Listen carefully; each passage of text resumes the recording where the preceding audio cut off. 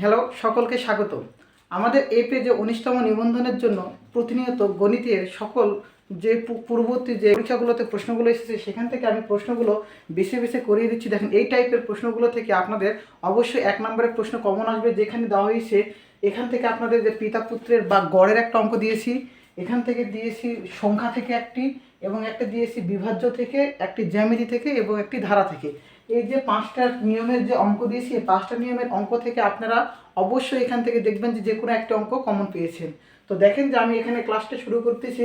তো প্রথম অঙ্কটা আছে যে 17 সেন্টিমিটার, 15 সেন্টিমিটার এবং 8 সেন্টিমিটার বাহু বিশিষ্ট ত্রিভুজ। তাহলে মনে করেন যে আমি একটা ত্রিভুজ অঙ্কন করলাম। মনে করেন এই যে একটা ত্রিভুজ, তো দেখেন এটা একটা ত্রিভুজ বা এইটা একটা ত্রিভুজ, অথবা আমি এইভাবে একটা ত্রিভুজ অঙ্কন করলাম। ওকে, তো দেখেন আমি এখানে 3টা ত্রিভুজ অঙ্কন করেছি। তো এখানে একটা ত্রিভুজ অঙ্কন করেছি, এটা মনে করেন সমবাহু, এটা মনে করেন যে বিষমবাহু, আরেকটা আমি ত্রিভুজ অঙ্কন করি সমদ্বিবাহু। ওকে, আরেকটা ত্রিভুজ আমি অঙ্কন করি যে সমদ্বিবাহু, এই বাহু এই বাহু সমান। ওকে, আর এটা 3টা বাহুই সমান, আর এটা 3টা বাহু অসমান, এবং এইটা হলো আমাদের এখানে একটা কোণ আছে, সুতরাং এটা কি হবে? সমকোণী ত্রিভুজ। তাহলে আমি এখান থেকে দেখেন তো 4টা ত্রিভুজ অঙ্কন করেছি, সমকোণী ত্রিভুজ, এবং এখানে যে সমবাহু এইটা, সমদ্বিবাহু এইটা, এবং বিষমবাহু এইটা, এবং আরেকটি সমকোণী। ওকে, ক খ গ ঘ এর জন্য 4টা যে আমরা প্রশ্ন দিয়ে যে অপশান দিয়েছি, সেই 4টা অপশান থেকে আমি 4টা ত্রিভুজ অঙ্কন করেছি। তো দেখেন তো বিষমবাহু, এখান থেকে মনে রাখবেন যে একটা 17 সেন্টিমিটার, একটা 15 সেন্টিমিটার এবং একটা 8 সেন্টিমিটার। ওকে, তাহলে মনে করেন যে এটা 17, এটা মনে করেন যে 8, আর একটা 8 না, এটা মনে করেন 15, আর এটা মনে করেন যে 8। ওকে, তাহলে এইভাবে যদি ত্রিভুজটা হয়, তাহলে অবশ্যই এটা দেখে কি মনে হচ্ছে যে একটা বিষমবাহু ত্রিভুজের উদাহরণ। তবে এইটার উত্তর বিষমবাহু ত্রিভুজ হবে। তবে এখানে যদি অপশানে আমি বিষমবাহু না দিয়ে মনে করেন স্থলকোণী দিলাম, কি বললাম বলেন তো? যে স্থলকোণী। ওকে, স্থলকোণে যদি আমি উদাহরণ এখানে যদি দিই, তাহলে কি হবে? স্থলকোণে ত্রিভুজে মনে রাখবেন যে অবশ্যই 2টা কোণ কি হয়? সূক্ষ্মকোণ, এবং একটি কোণ হবে স্থলকোণ। ওকে, তাহলে এখানে আপনি স্থলকোণ কোথাও খুঁজে পাচ্ছেন না, অর্থাৎ এটা কি হবে না? স্থলকোণী ত্রিভুজ হবে না। তখন এটা কি ঘ নাম্বার আমার স্থলকোণী ত্রিভুজ হবে না। ওকে, তো এখানে আমি এই প্রশ্নটাকে ভালো করে রিয়ালাইজ করার জন্য এখানে আমি 2টা অপশান দিয়েছি, যেটা স্থলকোণী এটা দিলাম, যে এটা বুঝিয়ে দিলাম, এবং এখানে 2টা অ্যান্সার আমি ইনপুট করেছি। ওকে, তো দেখেন এখান থেকে আরও সমবাহু। সমবাহু মানে কি? 3টা বাহুই কি হবে? সমান হবে। একটা ত্রিভুজের 3টা বাহু সমান হলে সেটা সমবাহু হয়। অর্থাৎ এটা 17, 15, 8, 3টা বাহু সমান না, সুতরাং এটা সমবাহু হবে না। ওকে, বিষয়টা ক্লিয়ার। এরপর সমদ্বিবাহু। সমদ্বি মানে কি বলেছি? যে 2টা বাহু সমান। দেখেন তো এখানে 17, 15 আর 3টা বাহু কোনোটাই সমান না, তাহলে এটা কি না? এটা কি না? এটা সমদ্বিবাহু ত্রিভুজ হবে না। তাহলে এখান থেকে আমাদের উত্তরটা সমকোণী হওয়ার কথা আর বিষম বাহু হওয়ার কথা। কি বললাম? সমকোণী অথবা বিষম বাহু। ওকে, তো এখন দেখেন যে সমকোণী হবে কি না বিষম বাহু। বিষম বাহুর তো উদাহরণ তো আমি বলে দিলাম, এটা বিষম বাহু হবে। কি বললাম? বিষম বাহু হবে। ওকে, কারণ 3টা বাহু কি অসমান। এখন প্রশ্ন আমি এখান থেকে বললাম এটা কি সমকোণী হবে কি না। তবে সমকোণী মনে করেন যে এখানে বিষম বাহু সমকোণী 2টি আছে, তবে আপনার এখানে প্রশ্ন তখন হয়ে যাবে অপশন 2টা। ওকে, কিন্তু আপনাকে সমকোণী দিয়েছে, দিয়ে আবার বিষম বাহু কোনোটা একটাও দিয়ে দিল স্থলকোণী, তার উত্তর হবে কি সমকোণী। তবে সমকোণী কিভাবে হবে সেটাও দেখাচ্ছি। আমরা জানি যে পিথাগোরাস প্রয়োগ করে আমরা কি জানি বলেন তো? পিথাগোরাসের নিয়ম অনুসারে পিথাগোরাস হতে কি জানি? যে অতিভুজ স্কয়ার সমান, বলেন তো আমরা এখান থেকে পিথাগোরাস থেকে কি জানি? অতিভুজ স্কয়ার সমান লম্ব প্লাস ভূমি, অর্থাৎ লম্ব স্কয়ার ভূমি স্কয়ার। ওকে, তো আপনি এখান থেকে মনে করেন 17 সেন্টিমিটার, যেটা বড় বাহু সেটা মনে করেন 17, এবং আরেকটি এটাকে মনে করেন যে ভূমি হচ্ছে 15, এবং এইটাকে আপনি হচ্ছে লম্ব, যেটাকে 8 ধরলেন। ওকে, দেখেন 17, একটা 15, একটা 8, আমাদের অতিভুজ ধরলাম হলো 17, ভূমি ধরলাম আমরা 15, এবং লম্ব ধরলাম 8। ওকে, তো দেখেন তো এখানে আমি লম্বর জায়গায় লম্ব বসাবো। লম্ব কত ধরেছি? 8, 8-এর উপর আমি স্কোয়ার দিলাম, প্লাস ভূমি ধরেছি 15, 15-এর উপর আমরা কি করলাম? স্কোয়ার দিলাম, এবং অতিভুজ স্কোয়ার, অতিভুজ 17। ওকে, 17-এর উপর স্কোয়ার দিলাম। দেখেন আটা কত হয়? 64। কত হয়? 64 যোগ 15, 15 গুণ করলে কত হয়? 225। তাহলে 64 আর 225 দেখেন তো আমরা যোগ করি তো, 4 5 9, 2 আর 6 8, এবং 200 কত হইল? 89। 17-এর উপর স্কোয়ার করলে আমাদের কত হয়? দেখেন তো 17-এর উপর স্কোয়ার করলে সাত সাতটা এখানে সাত সাতটা কত হবে 49-এর 9, 7 7 কত 49-এর 9, হাত থাকলো কত, হাত থাকলো আমাদের 4, 7 একে 7, 7 আর 4 কত হবে 11, ওকে 7 আর 4 কত হলো 11। এরপর এখানে আমাদের কত হবে 0, 7 একে 7, 1 একে 1, দেখেন এখানে হবে 9, 7 আর 1 যোগ করলে 8, 1 1 যোগ করলে 2, তাহলে কত হলো বলেন তো 289। তাহলে এখানে কত হচ্ছে আমাদের 289, এই যে 289, এই যে 290, অর্থাৎ আমাদের অতিভুজ 200, দেখেন তো কত হলো, অতিভুজ স্কয়ার করে কত হলো 289, এবং আমরা লম্ব স্কয়ার প্লাস ভূমি স্কয়ার করে কত হলো 289। অর্থাৎ আমাদের এখান থেকে দেখেন তো অতিভুজ স্কয়ার সমান লম্ব স্কয়ার প্লাস ভূমি স্কয়ার, পিথাগোরাসটা মানে, সুতরাং এটা একটা কি ত্রিভুজ হবে, সমকোণী ত্রিভুজ। এটা কি হয় বলেন তো, এটা একটা হবে আমাদের সমকোণী ত্রিভুজ। তাহলে উত্তরটা আমাদের কি হবে, সমকোণী ত্রিভুজও হবে। যদি এখান থেকে ধরেন সমকোণী ত্রিভুজ উত্তরে দেওয়া হয়েছে, এখানে স্থলকোণী দেওয়া হয়েছে, তবে আবার সমকোণী। সমকোণীর জায়গায় মনে করেন যে এখানে দিল সূক্ষ্মকোণী, এখানে দিল মনে করেন সূক্ষ্মকোণী, এবং এখানে দেওয়া হলো বিষমবাহু, তাহলে উত্তর কি হবে বিষমবাহু। তাহলে আপনাদের বিষমবাহু থাকুক অথবা বিষমবাহু থাকুক অথবা মনে রাখবেন যে কোন থাকুক, তাহলে কোনটা হবে সেটা আপনারা পর্যালোচনা করে উত্তরটা দিবেন, যে কোনো একটি উত্তর আপনারা দাগাবেন, ওকে। তবে আরেকটি কথা এখানে রয়েছে যে এটা হচ্ছে দেখিয়ে দিচ্ছি, ধরেন ত্রিভুজ অঙ্কনের একটা নিয়ম রয়েছে। ত্রিভুজ অঙ্কন আসলে আমরা ধরেন কয়েকটি উপাত্ত দিব, সেখান থেকে ত্রিভুজ অঙ্কন করা সম্ভব কি না। মনে করেন যে আপনাকে আমি একটা উপাত্ত দিচ্ছি, ধরেন 3 4 5, ওকে, আরেকটা দিলাম ধরেন 3 2 4, দেখেন আরেকটা দিচ্ছি হলো 1 2 3, আরেকটা দিলাম দেখেন 3 1 2, ওকে 3 1 2, অথবা দিলাম 3 5 2।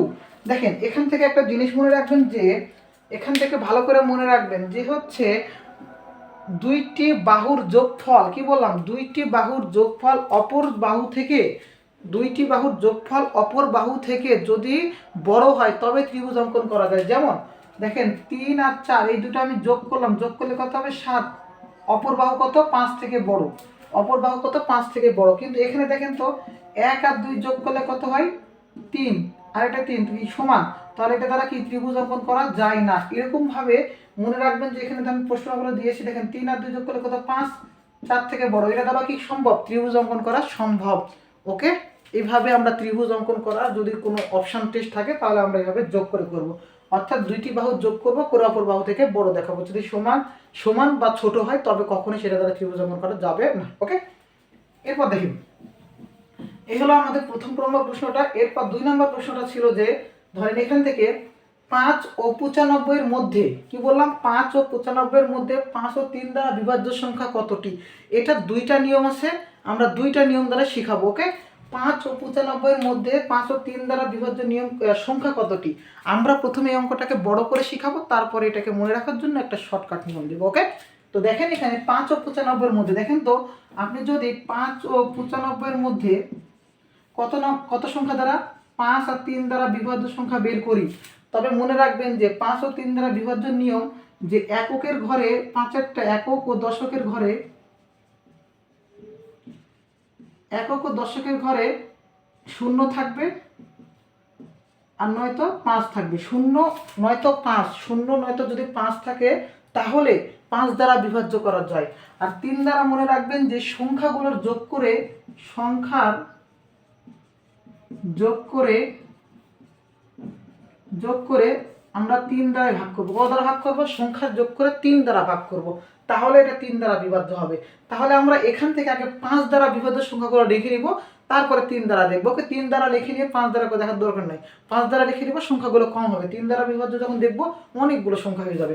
তাহলে দেখেন তো 5 থেকে 95 মধ্যে দেখেন তো এখানে 10 হবে, তারপরে 15, তারপরে 20, 25, 30, 35, 40, 45, 50, 50, 55, 60, 65, 70, 75, 80, 85, 90। আমরা 5 এবং 95 কি করবো বাদ দেবো, কারণ এখানে বলা হয়েছে 5 থেকে 95 মধ্যে, ওকে। তাহলে এখানে দেখেন যে এরপরে আমরা কি করব বলেছি 5, তাহলে 5 দ্বারা এইগুলো কি সংখ্যা, এগুলো 5 দ্বারা বিভাজ্য। তাহলে এখানে 5 ও 3 দ্বারা দুইটা দ্বারা বিভাজ্য হতে হবে। এখন আমরা দেখব 3 দ্বারা বিভাজ্য সংখ্যা কোনগুলো। 3 দ্বারা যেগুলো বিভাজ্য সংখ্যা সেগুলোকে গোল দিব। ওকে, তো দেখেন এখানে 3 দ্বারা বিভাজ্য 15 যায়, তারপরে এখানে 30 যায়, 45 যায়, 60 যায়, 75, 90। তাহলে দেখেন তো কয়টা সংখ্যা গেল, 1টা 2টা 3টা 4টা 5টা 6টা। তাহলে দেখেন তো 5 এবং 3 এবং 5 বা 5 এবং 3 দ্বারা বিভাজ্য সংখ্যা কয়টি হলো? 6টি। কয়টি হলো বলেন তো? 6টি। এটা আপনি যদি পরীক্ষায় করতে যান তাহলে এটা অবশ্যই আপনাদের সময় লেগে যাবে। সেজন্য একটা মনে রাখার নিয়ম রয়েছে। সেই মনে রাখার যে একটা সহজ টেকনিক, সেই সহজ টেকনিকটা দেবো। দেখেন যে এখান থেকে যে দুইটা সংখ্যা আপনাকে দেওয়া হবে, 5 থেকে 95, ধরেন 5 থেকে 100, 5 থেকে 80, এইভাবে যে কোনো প্রশ্ন করা হোক না কেন, তাহলে আপনি বড় সংখ্যা থেকে ছোট সংখ্যা বাদ দিবেন। 95 থেকে 5 বাদ দিবেন, তাহলে কত হবে? 90। এরপর কি করবেন? এরপর আপনি 5 ও 3-এর লসাগু করবেন। অর্থাৎ এখানে 5 3 বলুক, 4 6 বলুক, যেটাই বলুক না কেন, তাহলে কি করবেন? লসাগু করবেন। তাহলে 5 3-এর লসাগু হয় না, তাহলে এই দুটা লসাগু না হলে কি করতে হয়? গুণ করতে হয়। 3 5 15। এখন এই সংখ্যা এবং এই সংখ্যা কি করবেন? ভাগ করে দিবেন। দেখেন তো 90-কে 15 দ্বারা ভাগ করলে কত হয়? 15-কে 15, 6 15 90, কত হয়? 6 15 90। তাহলে উত্তর কয়টি হলো? 6টি। এই যে আমাদের 6টি। ক্লিয়ার? এইভাবে অঙ্কটা করলে আপনাদের মাত্র 30 সেকেন্ডের মধ্যে অঙ্কটা সমাধান হয়ে যাবে। ওকে, এইভাবে আপনারা সমাধান করতে পারেন। এই ছিল আপনাদের 2 নম্বর অঙ্ক। এরপর এখান থেকে 3 নম্বর একটা অঙ্ক আছে। দেখেন যে 3 নম্বর অঙ্কটি, যে কোনো ক্ষুদ্রতম সংখ্যাকে 4 5 6 দ্বারা ভাগ করলে ভাগশেষ 3 হয়। এখানে সংখ্যা ক নাম্বার অপশনে দেওয়া হয়েছে 65, খ নম্বরে দেওয়া হয়েছে 63 এবং গ নম্বরে দেওয়া হয়েছে 70। অর্থাৎ আপনাকে যে কোনো একটা ক্ষুদ্রতম সংখ্যা বলে দিতে পারে। ধরেন ওই ক্ষুদ্রতম সংখ্যাগুলোকে কোন কোন সংখ্যা দ্বারা ভাগ করলে, ধরেন এখানে বলেছে 4 5 6 দ্বারা ভাগ করলে ভাগশেষ সবসময় 3 থাকবে। তাহলে দেখেন তো আমি একটা জাস্ট একটু কল্পনা করলাম। ওকে, একটা কল্পনা করলাম যে ধরেন যে 20 সংখ্যা, এই 20 সংখ্যাকে 4 দ্বারা ভাগ করলে কত পাওয়া যায়? 4 5 20, ভাগশেষ 0, ভাগশেষ 0। 5 দ্বারা ভাগ করলে কত পাওয়া যায়? 20-কে, ভাগশেষ 0। কিন্তু ভাগশেষ প্রত্যেকবার 3 থাকবে, তাহলে কখনোই সংখ্যাটি হবে না। ওকে, তবে আরেকটা জিনিস মনে রাখবেন যে 4 5 6 উভয় সংখ্যা দ্বারা ভাগ যেতে হবে, ওই সংখ্যাটাকে ভাগ যেতে হবে এবং অবশিষ্ট ভাগশেষ 3 থাকবে। ওকে, তাহলে আমি এখানে দেখেন যে 65 63 এবং 70 তিনটা সংখ্যা রয়েছে, ভাগশেষ 3। তাহলে প্রত্যেকটা সংখ্যা থেকে 3 বাদ দিবেন। দেখেন তো 65 থেকে 3 বাদ দেন 62, 65 থেকে 63 থেকে 3 বাদ দেন 60, 70 থেকে 3 বাদ দেন 67। এইটা হলো মৌলিক সংখ্যা, এটা তো কখনো হবেই না, এটা কখনো হবে না, এটা মৌলিক সংখ্যা, কখনো হবে না। এরপর 62, আপনি 4 দ্বারা ভাগ করলে 4 পূর্ণাঙ্গ 60 হয়। ভাগশেষ দেখেন তো 4 পূর্ণাঙ্গ কত হয়? 60 হয়। এখানে 62 হচ্ছে, 4 দ্বারা এটা বিভাজ্য হবে না, সুতরাং এটা কখনো উত্তর হওয়ার প্রশ্নই আসে না। এরপরে 4 দ্বারা এটাকে ভাগ করেন, 4 পূর্ণাঙ্গ 60, এটা ভাগ যায়, ভাগশেষ 3। তারপরে 5 12 60, ভাগ যায়, ভাগশেষ 3। 6 দ্বারা যায়, 6 10 60, ভাগশেষ 3। এটাকে অপশন টেস্ট বলা হয়। এছাড়াও আপনার যে অঙ্কটা যে উত্তর সঠিক হয়েছে কিনা সেটা যাচাই করার জন্য আপনারা এই টাইপের অঙ্কগুলোকে মনে রাখবেন দুইটা কথা। যদি ক্ষুদ্রতম স্যারে কখনো বলে, স্যারে যদি প্রশ্ন করে কি ক্ষুদ্রতম, তবে করতে হবে সংখ্যাগুলোর লসাগু। কি বললাম? সংখ্যাগুলোর লসাগু করে ভাগশেষ যদি 3 থাকে, লসাগুর সাথে 3 যোগ করবেন। যদি থাকে বৃহত্তম, কি বললাম বলেন তো? যদি থাকে বৃহত্তম, তাহলে করবেন গসাগু। কি করবেন? গসাগু। অর্থাৎ লঘিষ্ঠের সাধারণ গুণিতক করবেন, নয়তো গরিষ্ঠের সাধারণ গুণনীয়ক করবেন। আপনার অ্যান্সারটা কমপ্লিট হয়ে যাবে। তাহলে দেখেন যে কোনো ক্ষুদ্রতম সংখ্যা 4 5 6 দ্বারা ভাগ করলে, তাহলে আপনি কি করবেন? 4 5 6 কি করবেন? লসাগু করবেন। লসাগু করেন 2, 2 দুগুণ 4, থাকলো কত? 5, 3 দুগুণ 6। দেখেন তো আর লসাগু হয় না, তাহলে কি করবেন? এগুলোকে সংখ্যাগুলোকে গুণ করে দিবেন। গুণ করেন 2 দুগুণ 4, 4 5 4 20, 3 20 60। তাহলে দেখেন তো উত্তরটা 60 কত হবে? উত্তরটা 60 হবে। এর সাথে ভাগশেষ কি বলেছি? লসাগুর সাথে লসাগু 60, তার সাথে ভাগশেষ কি করবেন? 3 যোগ করবেন। তাহলে উত্তর কত? 63। উত্তর 63। দেখেন এই যে খ নম্বর অপশনটা 63। আমরা অপশন টেস্ট করলাম, তখন কত হলো? 63। অবশ্যই বুঝতে পারছেন। তাহলে দেখেন যে এরপরে এইভাবে আপনারা যদি অঙ্কগুলোকে প্র্যাকটিস করেন এবং যদি প্র্যাকটিসের মধ্যে থাকেন, অবশ্যই অঙ্কগুলো মনে থাকবে। এরপরে আমরা আসবো 4 নম্বর অঙ্কটিতে। দেখেন এরপর আমরা আসবো যে 4 নম্বর অঙ্কটিতে বলা হয়েছে, এই 4 নম্বর অঙ্কটিকে কেন্দ্র করে আমি আরও বেশ কয়েকটি অঙ্ক দিব। তো দেখেন যে 4 নম্বর অঙ্কটি বলা হয়েছে পিতা ও পুত্রের বয়সের গড় 40 বছর। কত বলা হয়েছে? পিতা পুত্রের বয়সের গড়। মনে রাখেন যে আমি আপনাকে বললাম যে 1 আর 2 এর, হ্যাঁ 1 আর 2 দুইটা সংখ্যার, আমি বললাম যে প্রথম দুইটি সংখ্যার গড় 1.5। কত বললাম? প্রথম দুইটি সংখ্যার গড় 1.5। দেখেন তো প্রথম দুটি সংখ্যার যোগফল কত? 3। ওকে, এখানে কয়টি সংখ্যা? দুইটি, 2 দ্বারা ভাগ করলে কত হবে? 1.5। তাহলে প্রথম দুটি সংখ্যার গড় কত হয়েছে? 1.5। তাহলে মনে রাখবেন যে গড়ের সাথে আমি কি করব? ওই সংখ্যা কি করব? গুণ করব। তাহলে এখানে 1.5 বলেছি কি প্রথম দুইটি, মানে কয়টি উপাত্ত বা কয়টি সংখ্যা? দুইটি। 2 দ্বারা গুণ করলে কত হচ্ছে? 3 হচ্ছে। আমাদের অঙ্কটার উত্তর কত ছিল? 3। ওকে, তাহলে যদি আপনাকে গড় বলা হয় তাহলে কি করবেন? উপাত্ত সংখ্যাটা দেখবেন। এখানে বলা হয়েছে পিতা ও পুত্র কয়জন আছে? 2 জন। কয়জন আছে? 2 জন। তাহলে এই গড়ের সাথে আপনি কি করবেন? গুণ করবেন। গড়ের সাথে কত গুণ করবেন? 2টা গুণ করবেন। তাহলে বলেন তো, পিতা প্লাস পুত্র, পিতা প্লাস পুত্র দুজনের বয়সের বলেন তো, এখানে গড় দেওয়া আছে 40। তাহলে পিতা পুত্রের বয়সের সমষ্টি কত হবে? 40-এর সাথে কি হবে? 2টা গুণ হবে। হয়ে কত হলো? 40 × 80 বছর। ক্লিয়ার? আমি কি বুঝতে পেরেছি এটা? আমি বললাম যে পিতা পুত্র বয়সের গড়, অর্থাৎ 2 জনের বয়সের গড় দেওয়া আছে 40 বছর, অর্থাৎ 2 জন মানে কি তাদের অর্ধেক। তাহলে সমষ্টি কত হবে 2 জনের? তার সাথে কি করব? 2 জন, সেহেতু 2 দ্বারা কি করব? গুণ করব। ওকে, তাহলে 80 বছর। এরপর পরের লাইন আসে সেমভাবে। এখানে বলেছে মাতা ও পুত্রের বয়সের গড় 35 বছর। মাতা ও পুত্র, তাহলে মাতা ও পুত্রের বয়সের সমষ্টি কত হবে? মাতা প্লাস পুত্র, মাতা প্লাস পুত্রের কত হবে? 35 × 2 = 70 বছর। বুঝাতে পেরেছি? সেমভাবে এখন বলেছে যে পিতা ও মাতার বলেছে, পুত্র না। ওকে, পিতা ও মাতার বয়স কত? যদি পুত্রের বয়স 20 বছর, তাহলে দেখেন তো আপনি যদি পিতার এই জায়গায় 20 বছর, পুত্রের জায়গায় 20 বছর বসান, এখানে পুত্রের জায়গায় 20 বছর বসান, তাহলে কি পিতার বয়স পাবেন? মাতার বয়সও পাবেন। তাহলে আমি এখান থেকে পিতা যোগ পুত্রের বয়স কত? 20 = 80। তাহলে এখান থেকে আপনি যদি পিতাকে রেখে দেন, পিতা সমান 80, এই পাশে প্লাস 20, ওই পাশে কি হবে? -20 সমান কত হচ্ছে? 60 বছর। ওকে, সেমভাবে এটা করেন। সেমভাবে দেখেন তো, মাতা প্লাস পুত্রের বয়স কত? 20, তাহলে কত হবে? 70। সেমভাবে করেন, মাতা সমান 70 - 20 সমান কত বছর? 50 বছর। ক্লিয়ার? এই হলো আমাদের পিতা পুত্র এবং মাতা। এইভাবে আপনাকে যদি বলা হইতো যে পিতা ও পুত্রের বয়সের গড় 40 বছর, মাতা ও পুত্রের বয়সের গড় 35 বছর, আমি এখান থেকে আপনাকে প্রশ্নে বললাম যে মাতার বয়স 50 বছর। কি বললাম? মাতার বয়স 50 বছর। তাহলে এখানে পুত্রের বয়সটা দেওয়া নেই, মাতার বয়স দেওয়া আছে। তাহলে মাতার জায়গায় 50 বসান।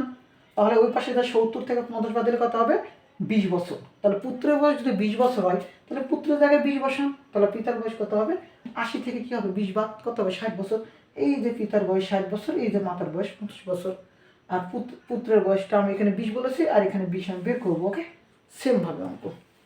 এই হলো আমাদের পিতা পুত্রের ওপর অঙ্ক। এরপর আমি সেম টাইপের একটা অঙ্ক দিব। দেখেন যে মনে করেন রহিম ও করিমের বয়সের গড় 30 বছর। কি বললাম? রহিম ও করিমের বয়সের গড় কত বললাম? 30 বছর।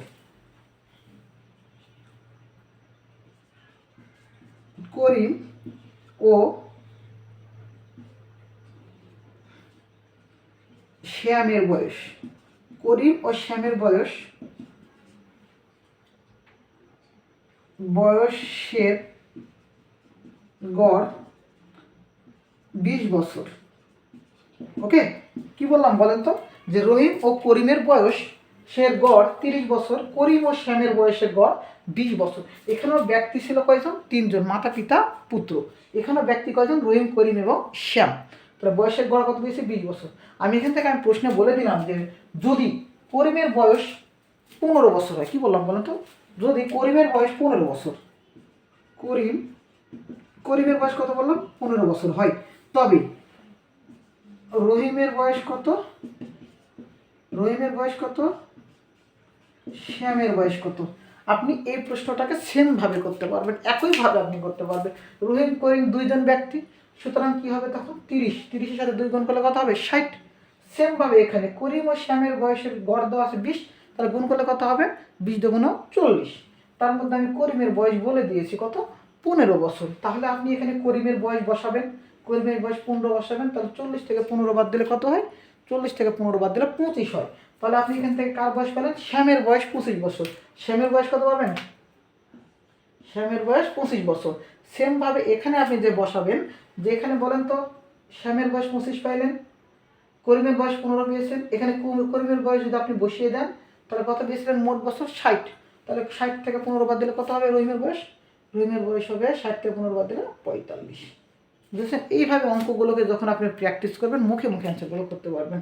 তো দেখেন এরপরে আমি এখানে ধারা দিয়েছি, যে এই ধারাগুলো থেকে প্রশ্ন বারবার করা হয়, তো ধারাগুলো ভালোভাবে মনে রাখতে হয়। হ্যাঁ, তো এখান থেকে ধারার উপর আমি একটা পূর্ণাঙ্গ ক্লাস নিয়েছি এবং আমাদের পেজে জয় টিউটর 86 ইউটিউব চ্যানেল এবং হচ্ছে জয় টিউটর, এটা আমাদের ফেসবুক পেজে পোস্ট করা আছে, তো আপনারা ওখান থেকে ভিডিওটি দেখতে পারেন। তো ধারার ওপর দেখেন এখানে যে 3টা ধারা দিয়েছি, এই 3টে ধারাকে ভালো করে বুঝবেন, আপনি দেখবেন যে অনর্গল বাদ বাকি যে অঙ্কগুলো ধারার উপর থাকবে অবশ্যই পারবেন। এগুলো পদ নির্ণয়, ওকে, এগুলোকে বলা হয় পদ নির্ণয়। দেখেন প্রথমটা দেওয়া আছে 3, 9, 27। তো দেখেন তো 3, 9, 27, তো এরপরে আমি পদগুলো বের করতে বলেছি। তো দেখেন এখানে যে 3-এর উপর আপনি যদি পাওয়ার 1 করেন তাহলে কত হবে 3 হবে, আপনি 3-এর উপর পাওয়ার 2 করলেন কত হচ্ছে 9 হচ্ছে, 3-এর উপর পাওয়ার আপনি 3 করলেন কত হচ্ছে 27। সেমভাবে পাওয়ার একটা করে বৃদ্ধি পাচ্ছে, নিচে 3 থাকছে কিন্তু পাওয়ারগুলো 1 করে বৃদ্ধি পাচ্ছে, তাহলে 3-এর উপর কত হবে 4, 3-এর উপর কত হবে 5, এইভাবে মানগুলো কী হবে বৃদ্ধি পাবে। তাহলে 27-এর পরের মান 3⁴ মানে কত বলেন তো, 3⁴ মানে 81, কত বললেন 81, ওকে। 3⁵ মানে কত বলেন তো 243, ওকে। এইভাবে আমাদের মানগুলো কি হবে আপডেট হবে, এইভাবে আমাদের মানগুলো কি হবে আপডেট হবে। সেমভাবে পরের অঙ্কটা দেখেন যে 1, 4, 9 কী করা হয়েছে, যে এখানে 1, 4, 9। তো দেখেন এখানে আমাদের অঙ্কটাকে ভালো করে বুঝবেন, যে 1-এর উপর পাওয়ার 1 করেন তো কত হয় 1 হয়, আপনি 2-এর উপর পাওয়ার 1 করেন তো কত হয়, 2-এর উপর পাওয়ার করেন 2, 4 হয়, আপনি 3-এর উপর পাওয়ার করেন 3, 1-এর উপর স্কোয়ার করেন, এখানে 1-এর উপর স্কোয়ার করলে কত হয় 1 হয়, 2-এর উপর স্কোয়ার করলে কত হয় 4 হয়, 3-এর উপর স্কোয়ার করলে কত হয় 9 হয়, এভাবে 4-এর উপর স্কোয়ার করবেন, 5-এর উপর স্কোয়ার করবেন, 6-এর উপর স্কোয়ার করবেন, 7-এর উপর স্কোয়ার করবেন, ওকে। এইভাবে আমাদের সংখ্যাগুলো কী হবে স্কোয়ার করে বাড়তে থাকবে। তাহলে 3-এর উপর স্কোয়ার করলে কত হয়, 3-এর উপর স্কোয়ার করলে 9 হয়, 4-এর উপর স্কোয়ার করলে 16, 5-এর উপর স্কোয়ার করলে 25। এইভাবে আমাদের মানগুলো কী হবে বৃদ্ধি পাবে, এইভাবে আমাদের মানগুলো বৃদ্ধি পাবে, ওকে। এবং সর্বশেষ একটা ধারা দিয়েছি, দেখেন এই ধারাটাই হলো সবচাইতে ধারাদের মধ্যে জটিলতম, বুঝতে পারবেন কিন্তু অঙ্কে অ্যান্সার করতে তখন দেখবেন যে আসলে তো সহজ কিন্তু প্রশ্নটা ছাড়া পড়বে। দেখেন যে এখান থেকে দেখেন এখানে 1 থেকে 2 এভাবে যদি কল্পনা করেন, 1 থেকে 2 বৃদ্ধি পাইছে 1, 2 থেকে 3 বৃদ্ধি পাইছে 1, 3 থেকে তখন 4 হবে, আমাদের কি মান ঠিক হচ্ছে, হচ্ছে না। দেখবেন অঙ্কটা সহজ কিন্তু মনে হবে কঠিন, ওকে।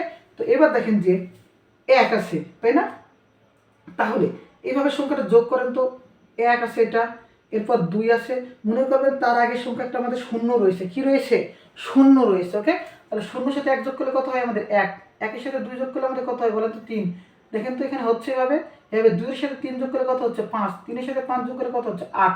অর্থাৎ আমাদের মনে রাখবেন যে এই দুটা সংখ্যা যোগ হবে পরের সংখ্যা হবে, আবার দুইটা সংখ্যা যোগ হবে পরের সংখ্যা হবে, এই দুটা সংখ্যা যোগ হবে পরের সংখ্যা হবে, এই দুটা সংখ্যা যোগ হবে, অর্থাৎ 5 আর 8 যোগ করলে কত হয় বলেন তো 13। সেমভাবে দেখেন তো পরে দুটো আবার যোগ করেন, 13 আর 8 যোগ করলে কত হয় 21, এইভাবে আবার যোগ করবেন পরের সংখ্যা হবে। এইভাবে আমরা ধারার যে উপর যে আমরা পদ নির্ণয় করেছি, অর্থাৎ মৌখিকভাবে পদ নির্ণয়, এটা আমি মৌখিকভাবে দেখালাম, কিন্তু ধারার উপর পূর্ণাঙ্গ একটি ক্লাস রয়েছে পদ নির্ণয় থেকে সমষ্টি ইন টোটাল, ওকে। এইভাবে আপনার আমাদের এই ফেসবুক পেজে ও জয় টিউটর 86 ইউটিউব চ্যানেলে ক্লাসগুলো পেতে থাকবেন। সকলকে ধন্যবাদ।